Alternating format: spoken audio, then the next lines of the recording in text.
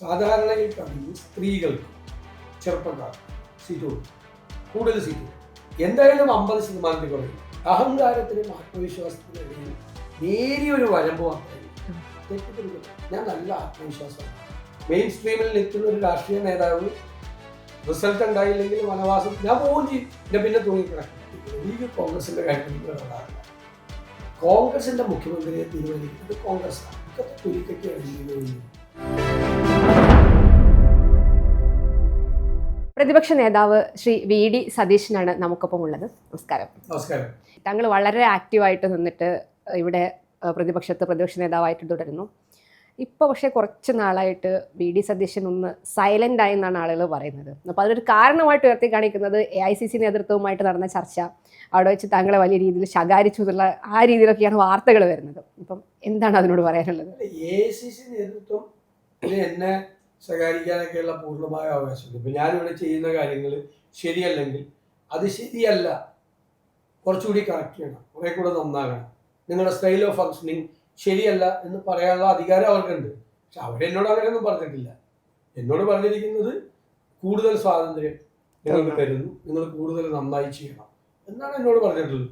എന്നോട് കോൺഗ്രസ് നേതൃത്വം, കോൺഗ്രസ് പ്രസിഡന്റും ശ്രീ രാഹുൽ ഗാന്ധി അടക്കമുള്ള ആളുകൾ പറഞ്ഞത് കേരളത്തിലെ പ്രതിപക്ഷം നന്നായി അസംബ്ലിയിൽ പെർഫോം ചെയ്യുന്നുണ്ട്, പുറത്തും പെർഫോം ചെയ്യുന്നുണ്ട്, നന്നായി പോകണം, നിങ്ങൾ ഇങ്ങനെ പോയാൽ 100 സീറ്റിൽ ഞാനാണ് പറഞ്ഞിരിക്കുന്നത്. നിങ്ങളുടെ ഒരു ഡ്രീം എന്ന് പറയുന്നത് 100 സീറ്റിനധികം നേടി കേരളത്തിലേക്ക് തിരിച്ചു വരാനാണ്.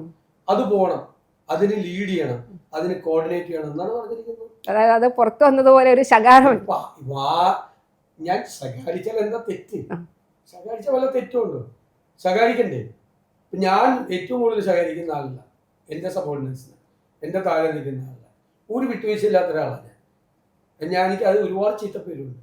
ഞാൻ ഭയങ്കര കാർക്കശ്യം എന്നതിനാണ്, ഭയങ്കര സ്ട്രിക്റ്റ് ആണ്. എൻ്റെ കാര്യം ഒരാളോട് ഒരു കാര്യം ചെയ്യാൻ നമ്മൾ പറയും, പാർട്ടിക്കകത്താണെങ്കിൽ ഒരു അസൈൻമെന്റ് കൊടുക്കും, 5 ദിവസത്തേക്ക് അസൈൻമെന്റ് കൊടുക്കും. അയാളെ ഏറ്റെടുക്കുന്നു. 5 ദിവസം അയാളെ കാണാനില്ല, അയാൾ സ്ഥലത്തില്ല, അത് വേറെ എവിടേക്ക് പോയി. 6ാമത്തെ ദിവസം വരുന്നു. അപ്പം ഞാൻ ചിരിച്ചുകൊണ്ട് തോളെ കൈയിട്ട് കെട്ടിപ്പിടിച്ച് സ്വീകരിക്കണം. ഞാൻ ചെയ്യില്ല. അത് എൻ്റെ കാപട്യോ. ഞാൻ അങ്ങനെ ചെയ്യില്ല. ഞാൻ കാപട്യക്കാരനില്ല. ഞാൻ പറയും, ഇനി നിങ്ങളെ ഒരു കാര്യം ഏൽപ്പിക്കില്ല, നിങ്ങൾ ഈ കാര്യത്തിന് കോമ്പിറ്റൻ്റ് ആയിട്ടുള്ള ആളല്ല, നിങ്ങൾ തെറ്റാണ് ചെയ്തത്, പാർട്ടിയോട് തെറ്റായിരുന്നു, നിങ്ങളെ ഏൽപ്പിച്ച അസൈൻമെന്റ് ചെയ്തില്ല, മുഖത്ത് നോക്കി പറയും. അങ്ങനെ ഇത് കൊണ്ടുപോകാൻ പറ്റുള്ളൂ. അല്ലാതെ 5 ദിവസം വേറൊരുത്തനെ ഏൽപ്പിച്ചിട്ടുണ്ടാവും, അവന് 5 ദിവസം കഷ്ടപ്പെട്ട് ചെയ്യാം ഈ ജോലി. അവനെയും ഇത് ചെയ്യാതെ സ്ഥലം വിട്ടു പോയവനെ ഒരേപോലെ കാണാൻ എന്നെ കൊണ്ട് പറ്റത്തില്ല. ഞാൻ അങ്ങനെ ചെയ്യില്ല. ഞാൻ നന്നായി ചെയ്തവനെ ചേർത്ത് പിടിക്കുകയും അവനെ വീണ്ടും പ്രോത്സാഹിപ്പിക്കുകയും അവൻ ഇപ്പം ചെയ്തതിന് ജോലിനെ ഇരട്ടി ചെയ്യാനുള്ള ഇൻസ്പിറേഷൻ അവന് കൊടുക്കുകയും മറ്റവനെ പോലത്തെ ഒരു പണിയും ചെയ്യാത്തത് അവരെ ആളുകളുടെ മുമ്പിൽ ചിലപ്പോൾ മുമ്പിൽ വെച്ച് പറയും. അത് പറയണ്ടേ? അത് പറയും. അങ്ങനെ തന്നെ പോകണം. അത് ഗവൺമെന്റിലാണെങ്കിലും പാർട്ടിയിലാണെങ്കിലും ഒരു പൊതുമേഖലാ സ്ഥാപനത്തിലാണെങ്കിലും സർക്കാരിലാണെങ്കിലും പ്രൈവറ്റ് സ്ഥാപനത്തിലാണെങ്കിലും അങ്ങനെയാണ് ചെയ്യേണ്ടത്. ഞാൻ അക്കാര്യത്തിൽ ഏത് തരത്തിൽ നമ്മുടെ സ്വഭാവത്തെ അല്ലെങ്കിൽ തെറ്റായി ചിത്രീകരിച്ചാലും എനിക്കത് പ്രശ്നമില്ല. അങ്ങനെ ചെയ്യാൻ പാടുള്ളൂ. അപ്പൊ അതിന്റെ മാറ്റമുണ്ട്. നല്ലൊരു ടീം ബിൽഡിങ്. ഞങ്ങൾക്ക് അങ്ങോട്ടും ഇങ്ങോട്ടും മുഖത്തേക്ക് നോക്കി അറിയാം എന്താണെന്ന്. അവര് അപ്പൊ പോയി ചെയ്തിട്ട് വരും. ഞങ്ങൾ ഈ ഇലക്ഷനിലൊക്കെ ഇതുവരെ ചെയ്ത പോലത്തെ ബൈ ഇലക്ഷൻസ് ആണ് കേരളത്തിൽ നടന്നത്.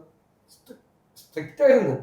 അവസാനത്തെ ഇലക്ഷൻ ഒന്നും എനിക്കൊരാളുടെ ദേഷ്യപ്പെടേണ്ടി പോലും വന്നിട്ടില്ല. കാരണം അവര് നമ്മൾ ഉദ്ദേശിക്കുന്ന കാര്യം അവർക്ക് മനസ്സിലാവും. അതൊരു ടീമാണ്. എപ്പോഴും നമ്മൾ ടീം ബിൽഡ് ചെയ്യണം. ഏത് കാര്യം ഇലക്ഷൻ ജയിക്കണം. എനിക്ക് ഒറ്റയ്ക്ക് ജയിപ്പിക്കാൻ പറ്റുമോ?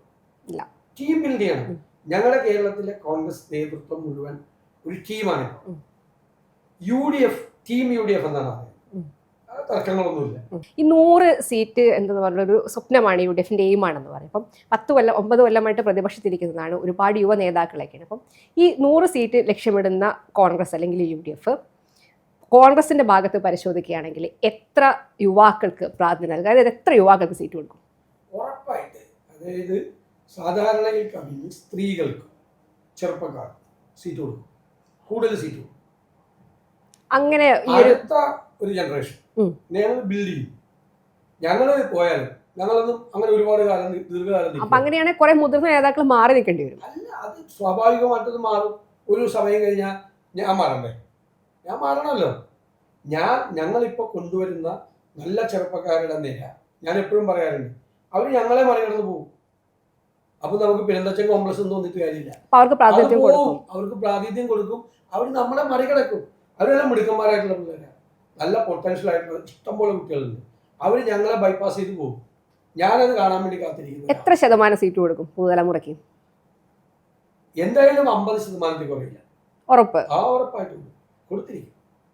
50% കുറയില്ല. അവർക്ക് അംഗീകാരം കൊടുക്കും. ഇപ്പൊ തദ്ദേശ തെരഞ്ഞെടുപ്പ് വന്നപ്പോൾ യുവാക്കളുടെ ഇടയിൽ വലിയ പ്രതിഷേധമുണ്ട്. ഈ യൂത്ത് കോൺഗ്രസിന്റെ സംസ്ഥാന അധ്യക്ഷൻ തന്നെ പറയുകയുണ്ടായി വേണ്ടത്ര റെപ്രസെന്റേഷൻ കിട്ടിയിട്ടില്ല എന്ന്. അതുകൊണ്ടുകൂടി ചോദിക്കുകയാണ്. ചെറുപ്പക്കാർക്ക് കിട്ടിയിട്ടുണ്ട്. ചിലപ്പോൾ യൂത്ത് കോൺഗ്രസിന്റെ സംസ്ഥാന ഭാരവാഹികളെ നോക്കുമ്പോഴോ അങ്ങനെ ചിലപ്പോൾ എന്തെങ്കിലും കുറവുകളുണ്ട്. എല്ലാ ജില്ലകളിലും ജനറലി ചെറുപ്പക്കാർക്ക് കുറെ കൊടുത്തിട്ടുണ്ട്. കുറെ കൂടെ കൊടുക്കാമായിരുന്നു. ഇനി ചിലർ മാറൂലല്ലോ. താങ്കളെ കുറിച്ചിട്ട് വേറൊരു അപവാദമായിട്ട് പറയുന്നത്, ഈ സംസാരിക്കുന്ന സമയത്ത് ഞാൻ എന്ന വാക്ക് ഏറ്റവും കൂടുതൽ ഉപയോഗിക്കുന്ന ആളാണ്, അഹംഭാവമുള്ള ആളാണെന്നൊക്കെ പറയാറുണ്ട്. കോൺഗ്രസ് തന്നെ പലരും ഇതിനെതിരെ പറഞ്ഞും പറയാതെയൊക്കെ വിമർശനം ഉന്നയിക്കുന്നുണ്ട്. എങ്ങനെയാണ് ആ വ്യക്തിത്വത്തെ കാണുന്നത്? എന്നെ കുറിച്ച് ചോദിച്ചാൽ ഞാൻ എന്നല്ലാതെ എനിക്ക് പറയാൻ പറ്റുമോ? ഞങ്ങളെന്ന് പറയേണ്ടടുത്ത് ഞാൻ പറഞ്ഞിട്ടുണ്ട്. ഞാൻ ടീം UDF എന്ന് പറഞ്ഞു, കോൺഗ്രസ് നേതൃത്വത്തെ കുറിച്ച് ഞങ്ങളെന്ന് പറഞ്ഞു ഒക്കെ പറഞ്ഞു. എന്നോടൊരു വ്യക്തിപരമായ ചോദ്യം ചോദിക്കുമ്പോൾ ഞാൻ എന്ന് പറയുന്നത്. പിന്നെ അഹംഭാവം, ഞാൻ അതിനൊരു മറുപടി പറഞ്ഞു. ഓരോരുത്തർക്ക് ഇപ്പം എല്ലാ പ്രശ്നം ഈ സോഷ്യൽ മീഡിയ ഹാൻഡിലുകൾ. നമുക്ക് ഒരു കുറ്റം ചെയ്ത ഒരാളെ, കുറ്റവാളിയായ ഒരാളെ വൈറ്റ് വാഷ് ചെയ്തെടുക്കാം. PR ചെയ്ത് വൈറ്റ് വാഷ് ചെയ്തെടുക്കാം. ഇനി സത്യം പറയുന്ന ഒരാളെ എന്തെങ്കിലും കാര്യം പറഞ്ഞ് വഷളാക്കി എടുക്കുക. ഇതെല്ലാം നമ്മുടെ ഈ സോഷ്യൽ മീഡിയ ഹാൻഡിൽസിൽ നടക്കുന്ന കാര്യങ്ങളാണ്. ഞാനിതിനൊരു മറുപടി പറഞ്ഞു. എന്താണെന്നറിയോ? ഞാനിത് ശ്രീനാരായണ ഗുരുവിൻ്റെ PK ബാലകൃഷ്ണൻ എഴുതിയ ഇനി ഞാൻ ഉറങ്ങട്ടെ എന്ന വലിയ നോവൽ എഴുതിയ PK ബാലകൃഷ്ണൻ ശ്രീനാരായണ ഗുരുവിനെ കുറിച്ചൊരു പുസ്തകം എഴുതിയ വായിച്ചു. അതിൽ ഗുരുദേവൻ ഒരു കാര്യം പറഞ്ഞു, അഹംഭാവം നല്ലതല്ല, അഹങ്കാരം അത് ദോഷമാണ്. ആത്മവിശ്വാസം നല്ലതാണ്, അത് ഗുണമാണ്. പക്ഷെ ഒറ്റ പ്രശ്നമുള്ളൂ, അഹങ്കാരത്തിനും ആത്മവിശ്വാസത്തിനും ഇടയിൽ നേരിയൊരു വരമ്പ് മാത്രമേ ഇല്ല. തെറ്റിദ്ധരിക്കപ്പെടാം. ഞാൻ നല്ല ആത്മവിശ്വാസമുള്ള ആളാണ്. അപ്പൊ തെറ്റിദ്ധരിക്കപ്പെടുന്ന ചിലപ്പോൾ തെറ്റിദ്ധരിക്കപ്പെടാം. പിന്നെ ഈ സ്വഭാവത്തിലെ കാർക്കശ്യം. ഉദാഹരണം പറയാം, ഉമ്മൻചാണ്ടി സാറാണ് ലീഡർഷിപ്പിൽ എത്രയോ വർഷം നിന്ന ഒരാളാണ്. ഉമ്മൻചാണ്ടി സാർ ആരോടും ദേഷ്യപ്പെടില്ല, ഒരാളോടും വഴക്കമില്ല, മുഖത്തിന് പോലും ഒരു എക്സ്പ്രഷൻ ഇല്ല, ദേഷ്യപ്പെടില്ല. ഞാൻ അങ്ങനെയല്ല. എനിക്ക് ഉമ്മൻചാണ്ടി ആവാൻ പറ്റും? ഉമ്മൻചാണ്ടിയുടെ സ്വഭാവം അല്ല എൻ്റെ സ്വഭാവം. എനിക്ക് തൊട്ട് മുമ്പുണ്ടായിരുന്ന പ്രതിപക്ഷ നേതാവ് രമേശ് ചെന്നിത്തല, അത് ഒരിക്കലും വളരെ അപൂർവം ചൂടാവുള്ളൂ. ഞാൻ കണ്ടിട്ട് പോലും ഇല്ല. അദ്ദേഹം ദേഷ്യപ്പെടും, വളരെ കൂളായിരിക്കും. എന്തോന്നാലും ഉള്ളിൽ ചിരിച്ചുകൊണ്ട് നിൽക്കും. ഞാൻ അങ്ങനെയല്ല. എനിക്ക് ഇല്ലാത്ത, ഞാൻ അഭിനയിക്കണം, ഉമ്മൻചാണ്ടിയിട്ട് അഭിനയിക്കണം, ഞാൻ രമേശ് ചെന്നിത്തലയിട്ട് അഭിനയിക്കണം. നേരത്തെ പറഞ്ഞല്ലോ, രണ്ടുപേരോട് ഓരോ ജോലി ഏൽപ്പിച്ച് ഒരാളത് ചെയ്യുന്നില്ല, ഒരാൾ ഭംഗിയായി ചെയ്യുന്നു. ഭംഗിയായി ചെയ്യുന്ന ആളെ ഞാൻ ചേർത്ത് പിടിക്കുക, അപ്രീഷിയേറ്റ് ചെയ്യും, മറ്റൊരാളുടെ ദേഷ്യം. അത് ഞാൻ അങ്ങനെ അല്ല ചെയ്യുന്നതെങ്കിൽ ഞാൻ രമേശ് ചെന്നിത്തല ആകാനും, അത് അവരുടെ സ്വഭാവത്തിന്റെ സവിശേഷതകളാണ്, അവരുടെ തെറ്റല്ല, അവരുടെ പ്രത്യേകതകളാണ്. ഞാൻ ഉമ്മൻചാണ്ടി ആകാൻ ശ്രമിച്ചത് കാപട്യമാണ്. അങ്ങനെ ചെയ്യില്ല, അതാണ് വ്യത്യാസം. അപ്പോൾ ഇത് ഞാൻ എനിക്ക് ആത്മവിശ്വാസത്തിലല്ലേ ഒരു ലീഡർഷിപ്പിൽ എനിക്കൊരു വലിയ അസൈൻമെന്റ് എന്താ? എൻ്റെ അസൈൻമെന്റ് എന്താ? UDFനെ അധികാരത്തിലേക്ക് തിരിച്ചു കൊണ്ടുവരിക. എനിക്കുള്ള കോൺഫിഡൻസ് എന്ന് പറഞ്ഞാൽ എൻ്റെ ഒറ്റയ്ക്കുള്ള കോൺഫിഡൻസ് ആണ്. എനിക്ക് ഒറ്റയ്ക്ക് എന്തെങ്കിലും ചെയ്യാൻ പറ്റും? ടീമാണ്, ആ ടീമിൻ്റെ ഇതാണ്. ലീഡ് ചെയ്യേണ്ട ആളാണ് ഞാൻ, കോർഡിനേറ്റ് ചെയ്യേണ്ട ആളാണ്, ഏകോപിപ്പിക്കേണ്ട ആളാണ്. എനിക്ക് ആത്മവിശ്വാസം മറ്റുള്ളവരുടെ മുറയിലെന്താ? ഒരു കാര്യം കൂടെ നിങ്ങൾ ആലോചിക്കും. തുടർ ഭരണം LDFന് കിട്ടി, ഞങ്ങൾ ഈ സ്ഥാനത്തേക്ക് വരുമ്പോൾ മുറയിൽ നഷ്ടപ്പെട്ട നേതാക്കളും പ്രവർത്തകരും വരുന്ന UDFനുണ്ടായിരുന്നു അല്ലേ? എല്ലാം പോയി. അപ്പൊ അതാണ് ഞങ്ങൾ ഒരു വർഷത്തിനകം എല്ലാവർക്കും ഒരു ഇത് കൊടുത്തില്ലേ, ആത്മവിശ്വാസം കൊടുത്തില്ലേ, ജയിക്കാം, തിരിച്ചു വരാം. എനിക്ക് ആത്മവിശ്വാസം ഇല്ലെങ്കിൽ ഞാൻ ലീഡർഷിപ്പ് ചെയ്യുന്ന ആള് ഞാൻ എല്ലാവരും വന്ന് പറയേ രക്ഷപ്പെടില്ല, രക്ഷപ്പെട്ടില്ല, കാര്യമില്ല എന്ന് പറഞ്ഞാൽ എല്ലാവരും പോയി. എനിക്ക് ആത്മവിശ്വാസമില്ല, ആർക്കും ഉണ്ടാവില്ല, കൂടെയുള്ളവർക്കും ഉണ്ടാവില്ല, താഴോട്ടത് കൊടുക്കാൻ പറ്റില്ല. എന്താണ് ലീഡർഷിപ്പിന്റെ ജോലിയുണ്ട്, മുറയില് ബൂസ്റ്റ് ചെയ്യാൻ ആളല്ല മുറയിൽ. ഒരു സമുദായ നേതാവ് പറഞ്ഞു തിളക്കമാർന്ന വിജയം കിട്ടിയില്ലെങ്കിൽ നിങ്ങൾ വനവാസത്തിന് പോകുമെന്ന് ചോദിച്ചു. അപ്പം ഞാൻ പറഞ്ഞു തിളക്കമാർന്ന വിജയത്തിലൂടെ UDF തിരിച്ചു കൊണ്ടുവരാൻ പറ്റിയില്ലെങ്കിൽ ഞാൻ വനവാസത്തിന് പോകുമെന്ന് പറഞ്ഞു. ആ പ്രസ്താവന ശരിയായിരുന്നു തോന്നുന്നു. അല്ല, അതിൻ്റെ അർത്ഥം എന്താ? അതിൻ്റെ റിസൾട്ട് എന്തായാലും അതിൻ്റെ ഇമ്പാക്റ്റ് എന്താ? ഞാൻ വനവാസത്തിന് പോകുന്നതാണോ അതിൻ്റെ അർത്ഥം? UDF തിരിച്ചു വരും, ഞാൻ അത്ര കോൺഫിഡൻ്റ് ആണ്. അതാണ് ഞങ്ങളുടെ പ്രവർത്തകർക്ക് കിട്ടിയ കോൺഫിഡൻസ് ആണ്. ലീഡർഷിപ്പിൽ നിൽക്കുന്ന ആള് പറയാണ് പൊക്കോളാം വനവാസത്തിന്. ചിലപ്പോ ഞാൻ നേരത്തെ പറഞ്ഞ മാതിരി എന്റെ കോൺഫിഡൻസ് ഉണ്ട്, പക്ഷെ ഞാൻ മുമ്പിൽ നിൽക്കുന്ന ആൾ ആ ചോദ്യത്തിന് മറുപടി പറയാതെ പോയല്ലോ. അപ്പോ എനിക്ക് വെറുതെ പറഞ്ഞ വനവാസത്തിന് പോവാന്ന് ചോദിച്ചപ്പോ ഇയാൾക്കൊരു മറുപടി ഇല്ല, ഒന്നുമില്ല. ഒരു രാഷ്ട്രീയ നേതാവ്, മെയിൻ സ്ട്രീമിൽ നിൽക്കുന്ന ഒരു രാഷ്ട്രീയ നേതാവ് റിസൾട്ട് ഉണ്ടായില്ലെങ്കിൽ വനവാസം ഞാൻ പോവുകയും ചെയ്യും, മടിയില്ല, ഉറപ്പായിട്ടും പരാജയത്തിന്റെ പൂർണ്ണമായ ഉത്തരവാദിത്തം ഏറ്റെടുത്ത് ഞാൻ പോകും. എന്റെ പിന്നെ തൂങ്ങിക്കിടക്കില്ല, ഒരു ഇഞ്ച് പോലും തൂങ്ങിക്കിടക്കില്ല, കിടക്കാൻ പാടില്ല. കാരണം ജയിപ്പിക്കേണ്ടതിന്റെ ഞങ്ങൾക്ക് എല്ലാവർക്കും ഉണ്ട് ജയിപ്പിക്കുന്നതിന്റെ ഉത്തരവാദിത്തം. ഞാൻ പറഞ്ഞല്ലോ കളക്റ്റീവ് ലീഡർഷിപ്പാണ്. അതിനെല്ലാം ഏകോപിപ്പിച്ച് നന്നായി കൊണ്ടുപോകേണ്ട ഉത്തരവാദിത്തം എനിക്ക് ചെയ്യാൻ പറ്റിയില്ലെങ്കിൽ പോകും, ഉറപ്പായിട്ടും പോകും. AICCയുടെ ഒരു നിർദ്ദേശപ്രകാരം ഭരണം തിരിച്ചെടുക്കണം, പക്ഷെ ഒരു മുഖ്യമന്ത്രി സ്ഥാനാർത്ഥിയെ ഉയർത്തിപ്പിടിച്ചുകൊണ്ടൊരു പ്രചാരണം വേണ്ട എന്നുള്ളൊരു നിർദ്ദേശം വരികയാണ്. ഒരു ഫേസ് ഉയർത്തിക്കാട്ടണമെന്ന് ലീഗ് ഒരു ആവശ്യം ഉന്നയിച്ചാൽ എന്ത് ചെയ്യും? ലീഗ് അങ്ങനെയൊന്നും ആവശ്യമില്ല. ലീഗ് കോൺഗ്രസിന്റെ കാര്യത്തിലൊന്നും ഇടപെടാറില്ല. കോൺഗ്രസിന്റെ മുഖ്യമന്ത്രിയെ തീരുമാനിക്കുന്നത് കോൺഗ്രസ്സാണ്. അല്ല, UDF കോൺഗ്രസിന്റെ മുഖ്യമന്ത്രിയെ സ്ഥാനം UDFന്റെ മുഖ്യമന്ത്രിയാണെങ്കിലും കോൺഗ്രസിന്റെ മുഖ്യമന്ത്രിയാണ്. കോൺഗ്രസിന്റെ മുഖ്യമന്ത്രിയെ തീരുമാനിക്കുന്നത് കോൺഗ്രസ്സാണ്. അത് കോൺഗ്രസിന്റെ അഖിലേന്ത്യാ നേതൃത്വത്തിൽ സിസ്റ്റമുണ്ട്. ഞങ്ങൾ ഒരു സംസ്ഥാനത്തും മുൻകൂട്ടി നേതാക്കളെ പ്രഖ്യാപിക്കാറില്ല. ജയിച്ചു കഴിഞ്ഞാൽ ഒരു പ്രൊസീജിയറുണ്ട്, ആ പ്രൊസീജിയർ അനുസരിച്ച് ഒരാളെ അവർ തീരുമാനിക്കും, അത്രയേ ഉള്ളൂ. ഇപ്പം താങ്കളുടെ നേരത്തെ ഉണ്ടായിരുന്ന ഒരു പ്രസ്താവന ഉണ്ടായിരുന്നു, ഒരു യുവാദ പരാമർശത്തിൽ വന്ന ഒരു സാഹചര്യത്തിൽ ഒരു ബോംബ് കേരളത്തിൽ പൊട്ടാനിരിക്കുന്നു എന്ന് പറയുകയാണ്. പറഞ്ഞിട്ടില്ല. ഞാൻ ബോംബ് എന്നുള്ള വാക്ക് മീഡിയ ഉപയോഗിച്ചതാണ്. വേണമെങ്കിൽ ലൈബ്രറിയിൽ നോക്കിക്കും. ഞാൻ പറഞ്ഞത് എന്റെ വീട്ടിലേക്ക് ഒരു കാളയുമായി BJP നേതാക്കൾ പ്രകടനം നടത്തി. ആ കാളയെ BJP ഓഫീസിൽ തന്നെ കിട്ടിക്കോ, അടുത്ത ദിവസം ആവശ്യം വരുമെന്നോ. അടുത്ത ദിവസം ഒരു BJP നേതാവിനെതിരായി ഗുരുതരമായ ആരോപണം. ഈ കാളെ അങ്ങോട്ട് പ്രകടനം നടത്തായിരുന്നു. രണ്ട്, ഞാൻ പറഞ്ഞത് CPM-കാര് അധികം സംസാരിക്കേണ്ട, ഒരുപാട് വിഷയങ്ങൾ നിങ്ങളുമായിട്ട് ബന്ധപ്പെട്ടിട്ടുണ്ട്, അതൊക്കെ ഏത് സമയത്തും പുറത്തു വരും എന്ന് പറഞ്ഞു. ഞാനത് പറഞ്ഞതിന് ശേഷം CPM-ന് ദോഷകരമായ എന്തെല്ലാം വിഷയങ്ങൾ വന്നു. ഇപ്പോൾ ശബരിമലയിലെ സ്വർണ്ണക്കൊള്ള, ഞങ്ങൾ പ്രതിപക്ഷം പറഞ്ഞതിൽ എന്തെങ്കിലും തെറ്റോ? ഞങ്ങൾ പറഞ്ഞു, ഇവർ പറഞ്ഞു ഉണ്ണികൃഷ്ണൻ പോറ്റി മാത്രമാണ്. ഞങ്ങൾ അല്ല, ദേവസ്വം ബോർഡ് പ്രസിഡന്റുമാരുണ്ട്, അന്നത്തെ ദേവസ്വം ബോർഡ് പ്രസിഡന്റുമാരുണ്ട്, ഇപ്പോഴത്തെ ദേവസ്വം ബോർഡ് പ്രസിഡന്റ് ഉണ്ട്, അന്നത്തെ ദേവസ്വം മന്ത്രി ഉണ്ട്, ഇപ്പോഴത്തെ മന്ത്രി. കടകംപള്ളി സുരേന്ദ്രനോട് ഞാൻ ചോദിച്ചു, ഏത് കോടീശ്വരനാണ് ഈ ദ്വാരപാലക വിഗ്രഹം വിറ്റതെന്ന് പറയണം. കാരണം അത് ഹൈക്കോടതി വിധിയിലുണ്ട്, ദ്വാരപാലക വിഗ്രഹം ഒരു വിൽഫുൾ പർച്ചേസറിന് വിറ്റിട്ടുണ്ടല്ലോ. ഞാൻ 2 ദിവസം കഴിയുമ്പോൾ വന്നല്ലോ. അപ്പൊ കടകംപള്ളി സുരേന്ദ്രൻ എനിക്കെതിരെ കേസ് കൊടുത്തു. ഇന്നത്തെ സ്ഥിതി എന്താ?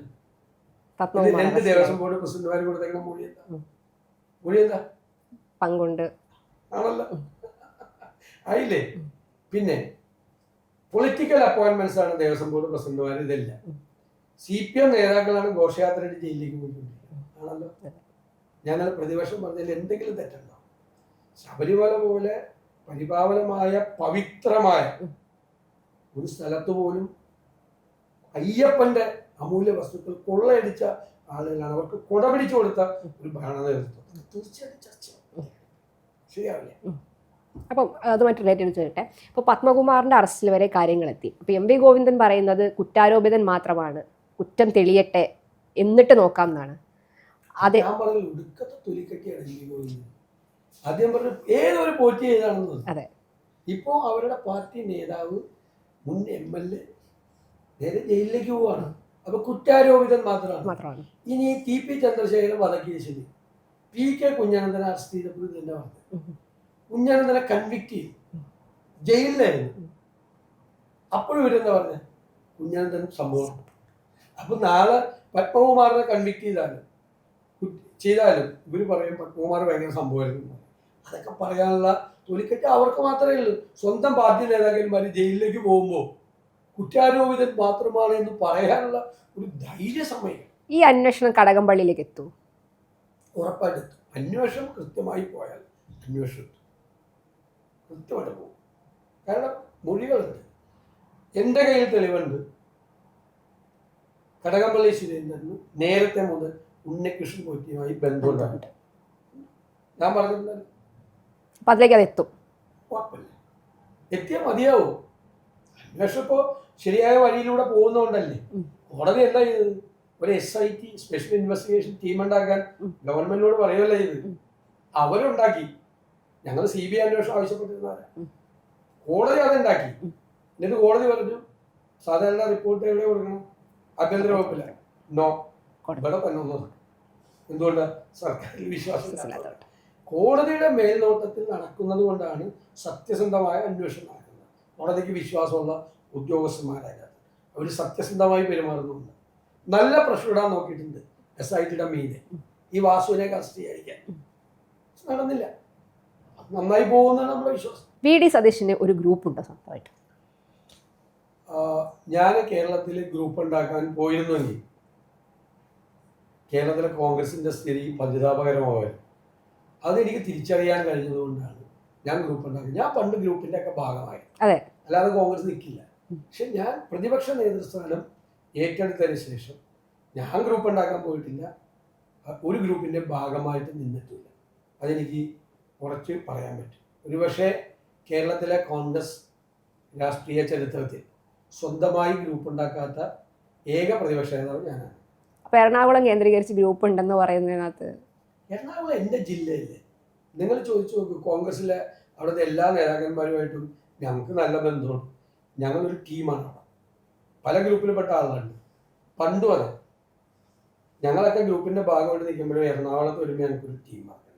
അതുകൊണ്ടല്ലേ കഴിഞ്ഞ പ്രാവശ്യം ഇടതുമുന്നണി തരംഗം കേരളത്തിൽ ആഞ്ഞടിച്ചപ്പോഴും 14-ൽ 9 സീറ്റ് ഞങ്ങൾ മേടിച്ചു. ഞങ്ങളെയൊക്കെ ഭൂരിപക്ഷം കൂടി. ഞങ്ങളുടെയൊക്കെ നിയോജകമണ്ഡലത്തിൽ കിറ്റ് കൊടുത്തിട്ടുണ്ടായിരുന്നു സർക്കാർ. കിറ്റ് കൊടുത്തിട്ട് അവർ സർക്കാരിനല്ല വോട്ട് ചെയ്ത് ഞങ്ങൾക്ക് വോട്ട് ചെയ്തു. ഞങ്ങൾക്ക് ഭൂരിപക്ഷം കൂടി. അത് എറണാകുളത്തെ കോൺഗ്രസ് സംഘടനാ പ്രവർത്തനം എന്ന് പറഞ്ഞാൽ ഗ്രൂപ്പുകൾക്ക് അതീതമാണ്. പണ്ട് അവിടെ ആ ഒരു മോഡൽ എല്ലാ ജില്ലയിലും ഉണ്ടായ വൻ വിജയം ഉണ്ടാവും. അതല്ലാതെ VD സതീശ് സ്വന്തമായിട്ട് ഗ്രൂപ്പില്ല. ഉണ്ടെങ്കിൽ പറയുന്നത് എല്ലാ നായകന്മാർക്കും ഉണ്ട്. ഞാനും എനിക്കും കൂടി ഉണ്ടെന്ന് പറഞ്ഞാൽ എന്താ കുഴപ്പം? ഉണ്ടെങ്കിൽ ഇല്ലാത്തതാണ് എന്താ പറഞ്ഞാൽ ഞാൻ എല്ലാ ഗ്രൂപ്പിലും പെട്ട അല്ലെങ്കിൽ എന്തെങ്കിലും ബന്ധങ്ങളുള്ള എല്ലാ ഇപ്പൊ വലിയ ഗ്രൂപ്പിലൊന്നൊരു പ്രശ്നം. ആരും ഏത് ഗ്രൂപ്പാന്ന് പലർക്കും അറിയില്ല കോൺഗ്രസിൽ. ഞാൻ നിങ്ങൾ ശ്രദ്ധിച്ചാൽ അറിയാം, നിങ്ങളൊന്ന് വാച്ച് ചെയ്താൽ അറിയാം, നല്ല പൊട്ടൻഷ്യലായിട്ടുള്ള എല്ലാവരെയും ഞാൻ പ്രോത്സാഹിപ്പിക്കാറുണ്ട്. എവിടെ നിൽക്കുകയാണെങ്കിൽ നിങ്ങളെല്ലാവരും കണ്ടതാണോ?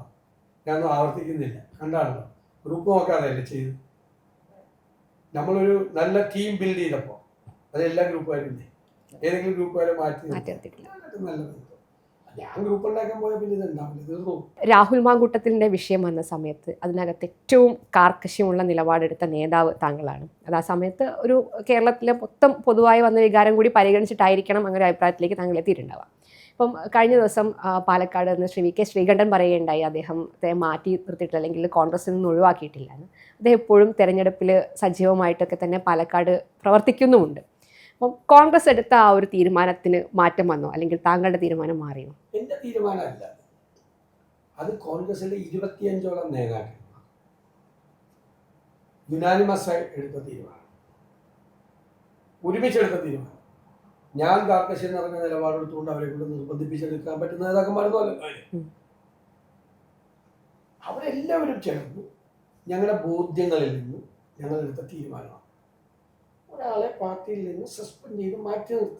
അത്രയേ ഉള്ളൂ. പാർട്ടിയിൽ നിന്ന് പുറത്താക്കിയിട്ടൊന്നുമില്ലല്ലോ, സസ്പെൻഡ് ചെയ്ത് മാറ്റി നിർത്തി, അത്രയേ ഉള്ളൂ. അതൊരു തീരുമാനമാണ്. ആ തീരുമാനം നിലനിൽക്കുകയാണ്. ഞാൻ അതിനെക്കുറിച്ച് വേറെ ചർച്ചയ്ക്കില്ല.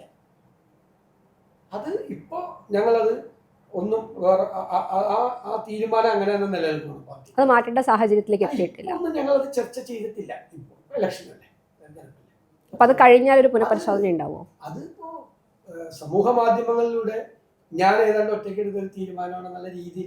ഞാൻ ഒറ്റയ്ക്കെടുത്ത തീരുമാനമല്ല. പിന്നെ പലപ്പോഴും നിങ്ങൾ വന്ന് എന്നോടല്ലേ ചോദിക്കുന്നു. നിങ്ങൾ എന്നോട് ചോദിക്കുമ്പോൾ ഞാൻ മറുപടി പറയണ്ടേ? ലീഡർഷിപ്പ് നിൽക്കുന്ന ആളുകൾ മറുപടി പറയണ്ടേ?